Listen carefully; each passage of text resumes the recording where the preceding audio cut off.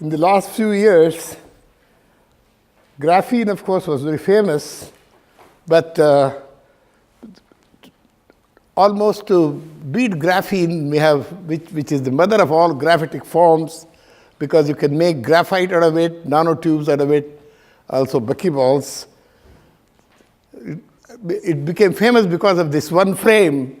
It has fantastic electronic properties. It is a Dirac solid, ballistic transport of carriers, and many other important virtues. But what is important is that in addition to graphene, we have many other layered graphite, many other layered compounds, boron nitride, molybdenum sulfide, a number of them. So the question is, why not study these materials, layered materials? For those who may not remember, when fullerenes were discovered by Kroto and Smalley and others, one of the earliest attempts was made to make inorganic fullerenes, and these are typical fullerene structures made those days. You can make inorganic fullerenes. You can also make inorganic nanotubes, just like carbon nanotubes. Many of us worked on those days, on those topics in the early years. But just like nanotubes were fullerenes made of inorganic layered compounds, why not graphene-like material? So one of the earliest attempts was made in my laboratory in Bangalore. Well, just like graphene, you can pull off single layer or two layer or whatever sheets of molybdenum sulfide. In this process, molybdenum sulfide has become very famous. It's probably the most studied material today of all the materials I know, inorganic materials, because of its unusual properties. You can make very nice single layer and so on by pulling it off, just like by micromechanical cleavage. But more interesting would be to do that chemically, and here is one important method in chemistry, by chemical method, that is by lithium intercalation of bulk MOS2. You can prepare the intercalated compound and exfoliate it in water. You get MOS2. I said few layer, you actually get single layer MOS2. You can also make by hydrothermal and other methods. The number of people have used this butyl lithium intercalation by lithium, and I'll come back to that in a minute. We realized immediately when we made it many years ago that the material we get as a single layer is no longer an indirect band gap semiconductor, as in case of MOS2, bulk MOS2, but is a direct band gap semiconductor. More than that, it has a very interesting Raman spectroscopy. A Raman spectra, for example, these two modes, the A1G and E12G, these two modes of MOS2 are very sensitive to the number of layers. For example, as you decrease the number of layers, the E12G mode stiffens, while the A1G band softens, and you can study this kind of these variations very nicely in MOS2. What we did not realize when we used to make lithium intercalated MOS2 was that when you do that, the single layer you get soon after intercalation and exfoliation is not the usual MOS2, which is the 2H form of MOS2, which has a trigonal prismatic coordination of molybdenum, but 1T MOS2, which is metallic.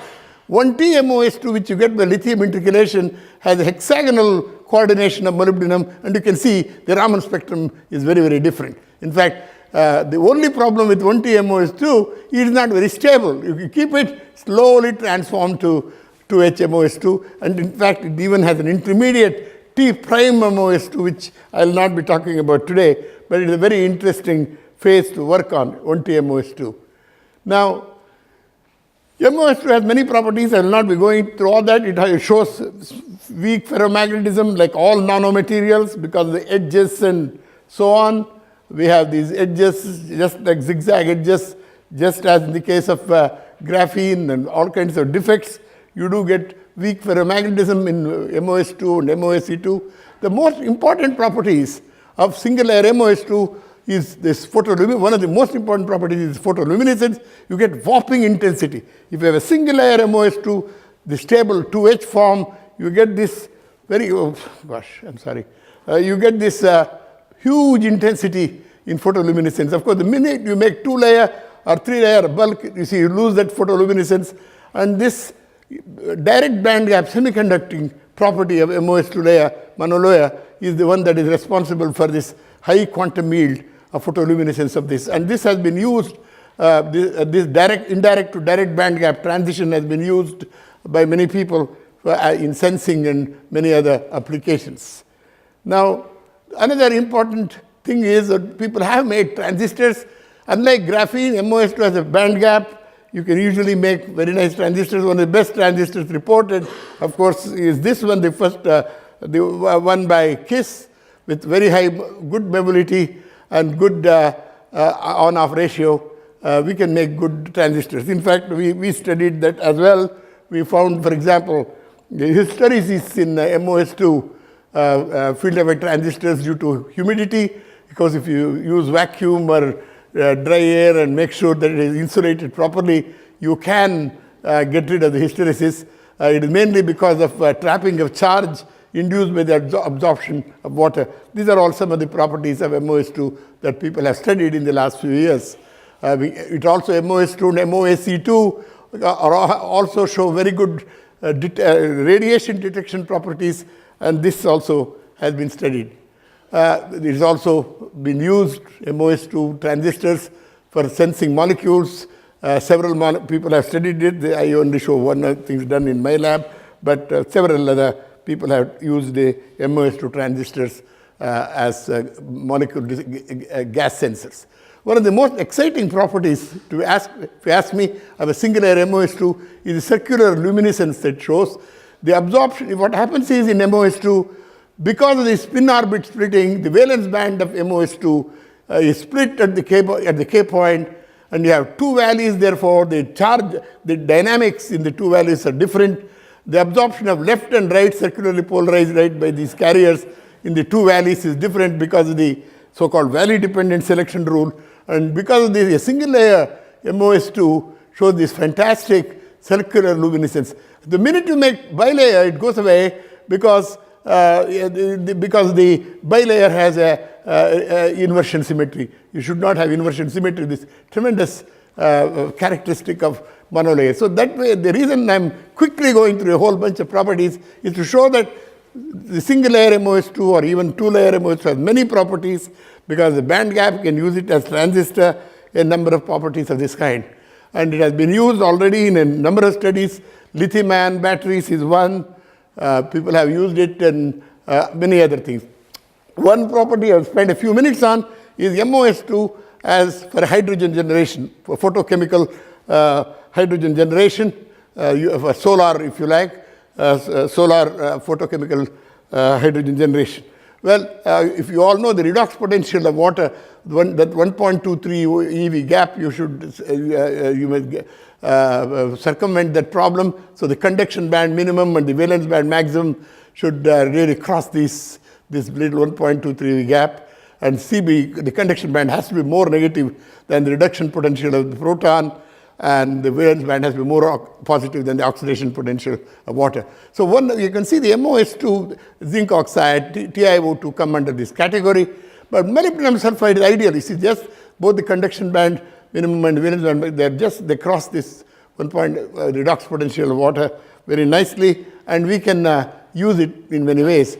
And many years ago, people have used it by various methods. One of the best ways is by the dye-sensitized hydrogen evolution. You take a dye like iosine, excite it to go to triplet state, it picks up an electron, say from an amine or something, and this negatively charged dye gives away the electron to the MOS2. You can use graphene as a medium if you like, and on this MOS2 surface, you reduce the protons.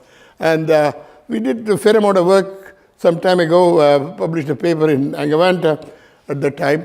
The reason that became very interesting is because ordinary MOS2 is not very good.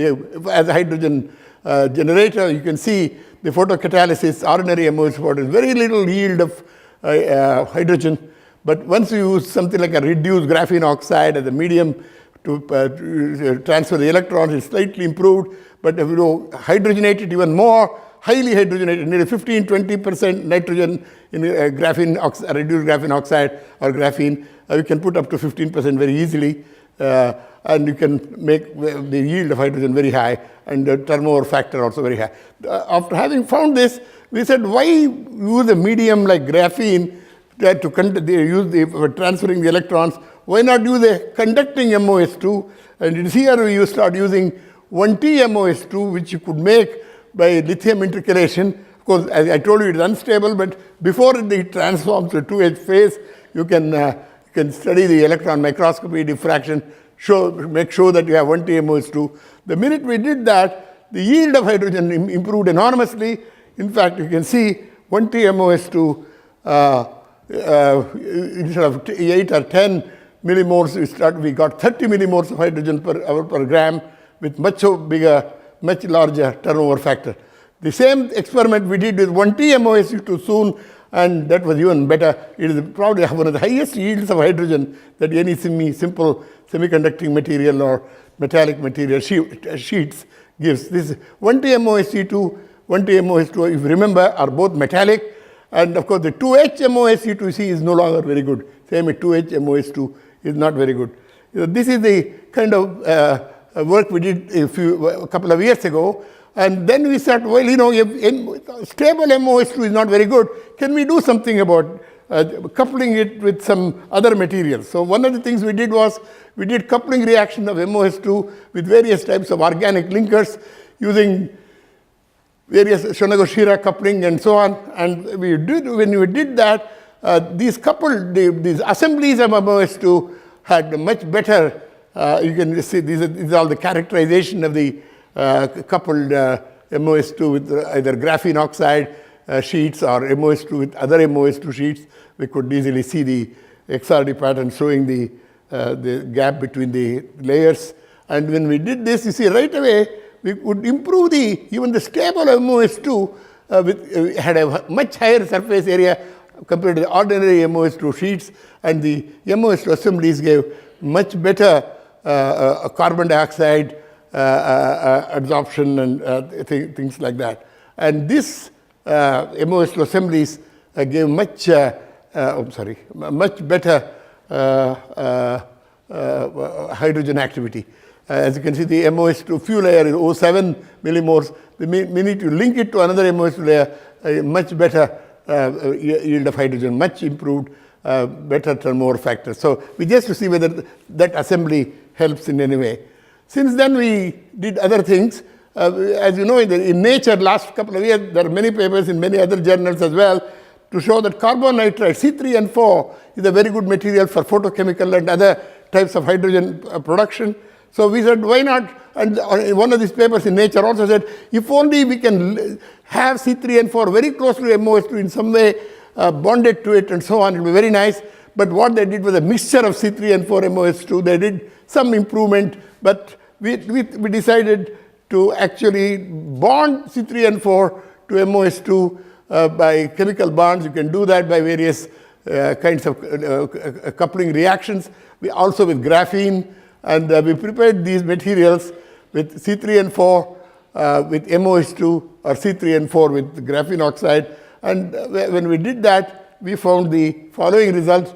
Right away, you see, we got very, very good yields, excellent yield of C3 and 4 MOS2 composite in terms of hydrogen evolution. You can see the yields we are getting now.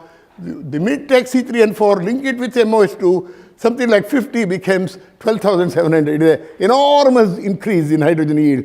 And in fact, that idea that somebody did mention in one of the papers was putting C3 and 4 close to MOS2 works out very well, particularly when you have a covalently cross-linked C3 and 4 layer with MOS2 layer. You can see the rest of the data with all the other materials studied with C3 and 4, not so very good. The minute you link it with MOS2, the yields are very good, and the turnover factor is much better. So this is the kind of work we have done in the last few months. This is unpublished yet. So this has been very, very interesting. Much more interesting is the substitution reactions we have done with MOS2. As you know, 1T MOS2 is metallic. So it contains negative charge of sulfur or selenium atom. you can react it with a bromo or a iodo compound, organic compound, and what we do, the electrons help you in substituting that bromine by sulfur. You form carbon-sulfur bond very, very easily. So you make single layer, 1,2-MOS2, you take benzene, iodobenzene or methoxyiodobenzene or iodo-nitrobenzene and react them, and you can make this derivatized material. We have had a lot of pleasure working on these things, and of course you can see the yields, you can work out, you can see the thermogrammetry, you can easily make these compounds addition where you have got the benzene derivatives bonded to the MOS2 layer. And then you can study many properties, the optical properties. I will not describe them today except to tell you that this kind of a functionalized MOS2 opens up a field, of a new kind of field. In fact, that is one of the interesting fields today, looking at surfaces of inorganic solids interacting with organic molecules. So this is one kind of a, it is not a layer, but it is actually bonded, chemically bonded, but you can vary the number of molecules that bond to MOS2, showing very nice optical properties, and I will not be describing it, except that to show that this thing can be done, and you can study many properties. So look at this, for example. I have taken a dye, all kinds of dye. I can make porphyrines and coumarins and link them all. Because this bromine, I can attach it to MOS2 layer. I can vary the number of molecules, and you can see the spectra. You fix the dye concentration, vary the MOS2 concentration, the number of layers rather. You can see the intensity variation and the shift in the spectra. You can do very, very interesting spectroscopy as well as a study of molecular interaction with surfaces of this kind. I don't know what application they will have. Probably in some sensing, we can use this technique, but we'll have to see that. But this kind of a reaction has been very useful to, very interesting to do in the laboratory, where MOS2 sheets actually react with the bromo or iodo compounds and give these things. There are a number of other layered compounds I will not be talking about. For example, transition metal dichalcogenides, TiS2, TAS2, a whole bunch of them. But particularly interesting are some of these things like WTE2. I wish I had time to just spend a few minutes on it. I will not be doing that. The reason it is interesting is it shows an enormous magnetoresistance. I don't know whether you have seen this paper by Kawa in Princeton, 500,000% magnetoresistant, WTE2. We have been working on films of that kind. We have been working on MOTE3. We are also working on topological insulator like bismuth selenide and telluride, again, to see whether topological surfaces are photochemically active. We have just got a paper just a few weeks ago accepted in Advanced Materials on that. So a number of things of this kind also are being done in the laboratory. Well, work in this area is not limited to MOS2, so I don't want to give a lecture on MOS2 alone.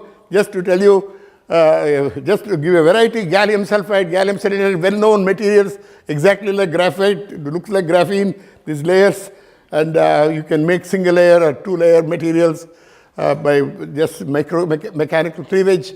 You can make do Raman spectroscopy as a function of number of layers. More than that, you can also do other applications of that, of these layers in many ways. We also could make transistors, and you can see the transistor made of gallium. Not very good, not very good on-off ratio, I'm sorry, mobility. On-off ratio is somewhat tolerable, reasonable, but these materials also are worth studying much more. Gallium sulfide, gallium selenide are typical layered chalcogenides. Other layered materials are, of course, molybdenum trioxide. A lot of work we have done on that. I'm not going to spend much time on that. I'm going to refer to the very nice work done in NIMS on a very number of ferroelectrics.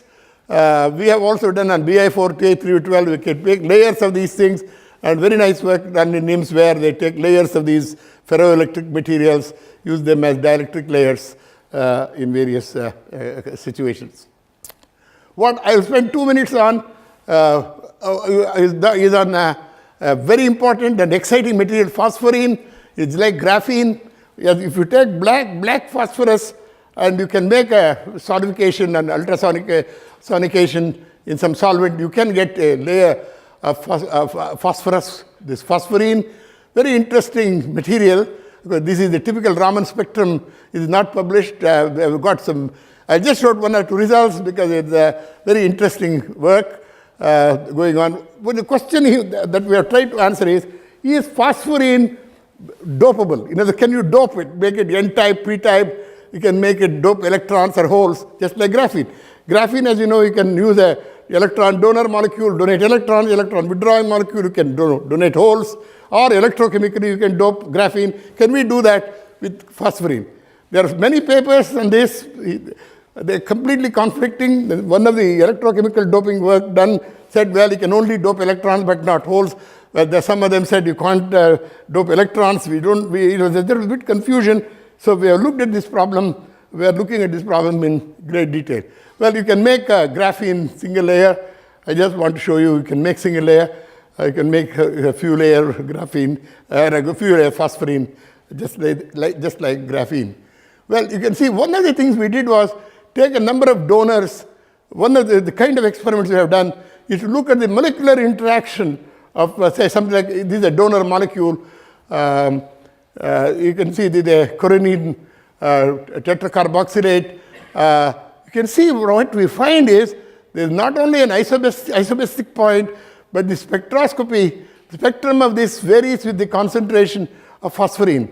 Well, right away we found there is an equilibrium constant, fairly large equilibrium constant. What is happening is phosphorine actually binds to these donor molecules. Well, we have studied a whole bunch of donors. I'll only give one donor here. Similar to one acceptor, I'm going to give you, I've studied many acceptors. For example, this is a good acceptor molecule. And you can see here, this again, the spectrum showing variation in the intensity of the absorption band, depending on the concentration of phosphorine. Anyway, we could get an equilibrium constant of 10 to the power 3. In fact, the acceptors bind more than donors. In other words, you can dope holes better than electrons in phosphorine. Definitely, no doubt about that. Well, how do you know that? We can do many other experiments. I'll only show two. This one, here is a typical acceptor. You can see this is a Raman spectrum of original phosphorine. The minute I put an acceptor, look at what happened to that band. Big shift to a lower frequency, a blue shift, and a huge change in width. The same with all the three Raman bands of phosphorine. The same here, the same here. This is unbelievable. You know, this huge shift to the frequency shift and change in width is a very good indication of interaction of these acceptors. Well, there are papers by Geim and others many years ago on graphene. They did the same thing. With graphene, they used the Raman bands, the Raman G band of graphene, to find out how interaction occurs with electrochemical doping. But I did later on graphene, we had done a molecular interaction to show using Raman spectroscopy. In fact, Raman spectroscopy is one of the best ways of studying interaction of this kind, chemical doping effects and so on. Well, what I have not shown you here because I had no time to do that, we have just examined the interaction of classical donor acceptor molecules like TCNE, tetracyanoethylene, very good electron acceptor, very good electron withdrawing molecule, or tetrathiofullerene. Shown the difference between them, they both interact very strongly.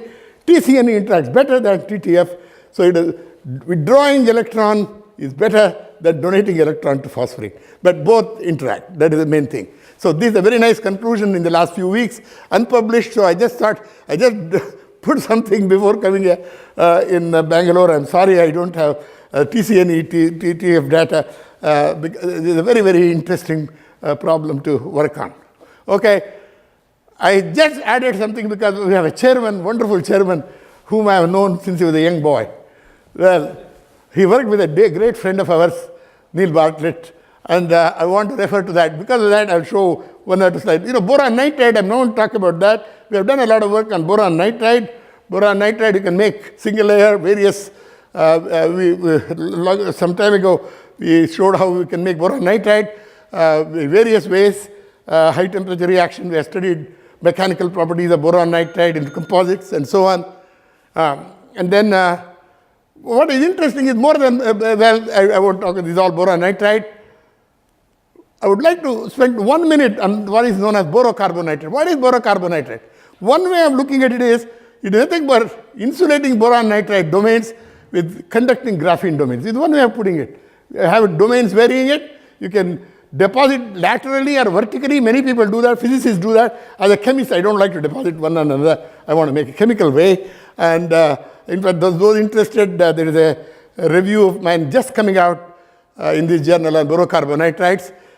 One of the earliest work done in this area is by our chairman, along with Neil Bartlett, using a hydrocarbon, I think they tribromo or I think BCl3 and ammonia, giving borocarbon nitride. We have used that method also, but that gives you low surface area material. But to get high surface area, we have found various other ways of making borocarbon nitride. The beauty of borocarbon nitride is you can make high surface area material. Most important, you can tune the band gap. You can vary the carbon content in such a way you can use it to tune the band gap to highly conducting to highly insulating material. And we have studied a number of things. Gas adsorption properties are different. High gas adsorption, high CO2 absorption. You can use them in supercapacitors. We have shown how you can use in fuel cells for oxygen reduction reaction, in lithium batteries, and so on. The most interesting thing about borocarbon nitride is because of the combination you can use, namely vary the boron nitride content, carbon content based how you want to make the composition you can determine. You can use the right kind of borocarbon nitride to replace platinum as a catalyst for electrolysis of water. In fact, that is a very big problem. I would like to just maybe show that result and close the lecture. The reason we need replacement of platinum because the over potential problem is been stressed by many people in articles in Nature in the last year or two. They have tried many things. One of the things was again carbon nitride. They're all not very good. Platinum is the best, but we have shown recently that if you use borocarbon nitride of various composition, you eventually end up with borocarbon nitride, which is very close to platinum in its capability for hydrogen evolution reaction electrochemically. So this is I'll just show you one result. You can see the borocarbon nitride. The onset potential is very, very small. Over potential is very small, and with a good Faraday efficiency. And this kind of work, we have got some work in this area that has just come out. We have shown why it is so by doing detailed first principles calculation, how the boron nitride of a particular composition that we are using has the right kind of conduction band and valence band and so on. Okay, I would like to close this lecture. I'm sorry I rushed toward the end. I try to give you an idea, 2D materials. Those young people who are looking for a big problem to work on, this is a good area to work in, very crowded, but very exciting because it's no longer graphene. Graphene is in fact not as interesting as the other materials I talked about. Thank you.